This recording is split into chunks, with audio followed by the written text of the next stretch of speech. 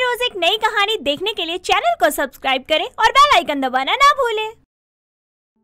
शगुन एक समझदार और बहुत ही पढ़ी लिखी लड़की थी। उसके परिवार में उसकी माँ रीमा और पिता धनराम थे।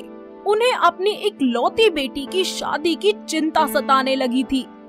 एक दिन शगुन के लिए संपत नाम के बहुत ही अमीर लड़के के घर से रिश्ता आता है, जिसकी माँ कोकिला बहुत ही रीति रिवाजों और दिखावा करने वाली औरत थी। वो अपने खानदानी पंडित के साथ उनके घर आते हैं। सभी लोग एक साथ बैठकर बातें कर रहे होते हैं। पंडित जी, कौनो बढ़िया सा मुहूर्त बताइए बच्चों की सगाई का। जी जी बिल्कुल, अभी देखता हूँ। कुछ देर कुंडलियाँ देखने के बाद पंडित जी बोलते हैं, जी सगाई तो आप अगले महीने की 15 तारीख को रख लीजिए और उसके बाद शादी के लिए एक हवन करा लीजिएगा और 2 महीने बाद शादी की रस्में शुरू कर दी जाएंगी। जी पंडित जी, बहुत बढ़िया, जैसा आप कहें। माँ, इतना सब कुछ करने की क्या जरूरत है? हम सिंपल से कोर्ट मैरिज भी तो कर सकते हैं ना। अरे ज्यादा बकैती ना झाड़ो हमारे सामने। हमारे इकलौते लड़के की शादी है, सारी रस्में होंगी। अरे अरे बहन जी, वो तो बस मजाक कर रही थी। आपके पंडित जी ने जैसा कहा है ना, हम सारी तैयारियां वैसे ही करेंगे, आप चिंता मत करो। दोनों परिवार सगाई की तैयारियों में लग जाते हैं। कभी शॉपिंग तो कभी हलवाई की दुकान पर। शगुन को ये सब तामझाम बिल्कुल भी पसंद नहीं आ रहा होता है और ये सब देखकर उसे बहुत ज्यादा गुस्सा आता है। वो अंदर ही अंदर चिड़चिड़ी होती चली जाती है। वक्त बीतता जाता है और सगाई का दिन आ जाता है। शगुन सितारे मोती से भरा चमचमाता हुआ गाउन पहनकर पार्टी में आती है। संपत उसे देखता और बस देखता ही रह जाता है। वाओ, कितनी सुंदर लग रही हो शगुन, तुम एकदम परी जैसी। मजाक बंद करो संपत, इन कपड़ों में ना ऐसा लग रहा है जैसे मैं नौटंकी करने जा रही हूँ कहीं। अरे मुझे भी तो देखो ना, मैं भी तो कितना मस्त लग रहा हूँ। एकदम ट्यूबलाइट लग रहे हो, चमचमाती हुई। क्या ट्यूबलाइट? सीरियसली? चांद लग रहा हूँ मैं। प्लीज यार, स्टॉप दिस नॉनसेंस। मुझे ना ये सब तामझाम बिल्कुल पसंद नहीं है। अपनी माँ से कहो ना कि सीधा सीधा कोर्ट मैरिज कर ले, सारा स्यापा खत्म। अरे बाबा शांत हो जाओ, ऐसे क्यों बोल रही हो? मैं माँ से बात कर लूंगा ना यार। संपत अपनी माँ से कोर्ट मैरिज की बात करता है। कोकिला उसे खूब खरी खोटी सुना देती है, जिसके चलते शगुन संपत से नाराज हो जाती है। ऐसे ही दिन बीतते जाते हैं और मेहंदी का दिन आ जाता है। सभी लोग एक साथ बैठकर दुल्हन को मेहंदी लगा रहे होते हैं, पर जैसे ही मेहंदी की खुशबू शगुन के नाक तक जाती है, उसे एक के बाद एक छींक आना शुरू हो जाता है। माँ, ये मेहंदी की खुशबू! हाय मेरी बच्ची, क्या हो गया तुझे? माँ, मुझे लगता है ना मुझे इस मेहंदी की खुशबू से ना एलर्जी है। मैं नहीं लगवाऊंगी ये। ठीक है बेटा, मैं तेरे ससुराल वालों को ये बात बता देती हूँ, वरना खामखा बवाल हो जाएगा।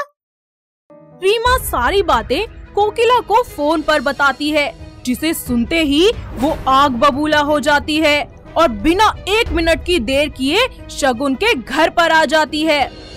अरे क्या नौटंकी लगा के रखी है? शादी करना है तो करो, वरना साफ मना कर दो। कैसी बातें कर रही हैं आप? आपको ये नखरे दिखाई देते हैं? अरे मेहंदी की खुशबू की वजह से मेरी हालत यहाँ खराब होती जा रही है। आपको जरा सा भी तरस नहीं आता?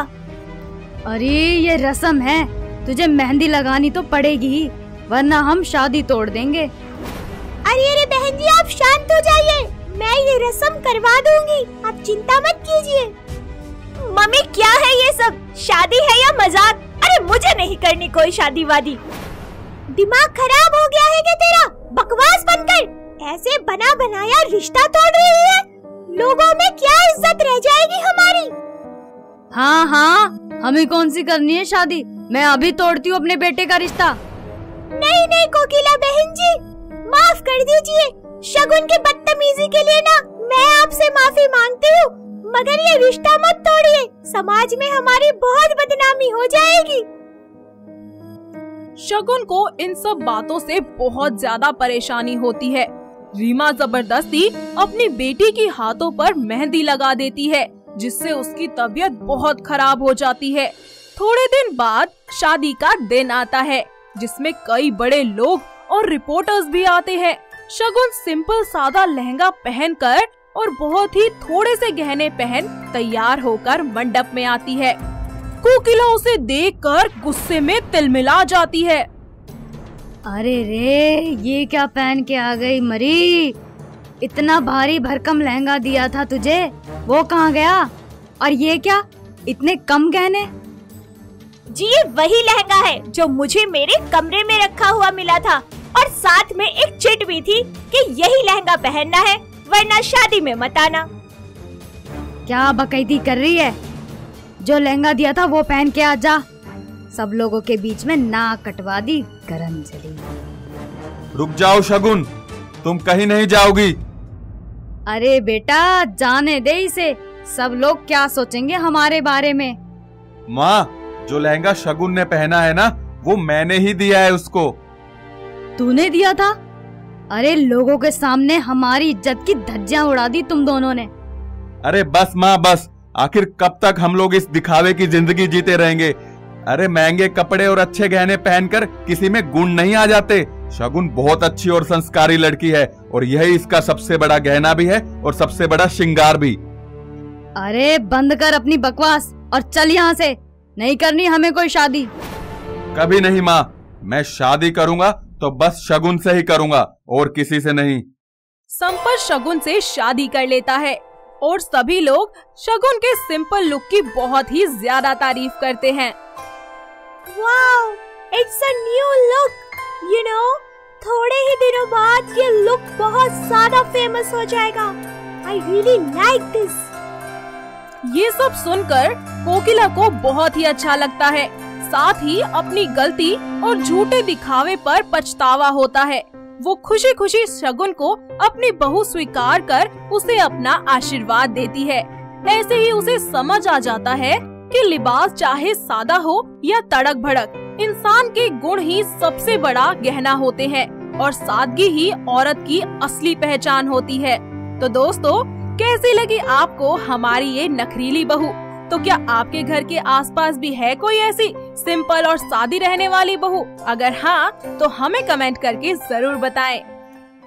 दोस्तों, अगर आपको ये कहानी पसंद आई तो इसे लाइक करें, शेयर करें और कमेंट करके बताएं कि कहानी में आपको सबसे अच्छा क्या लगा।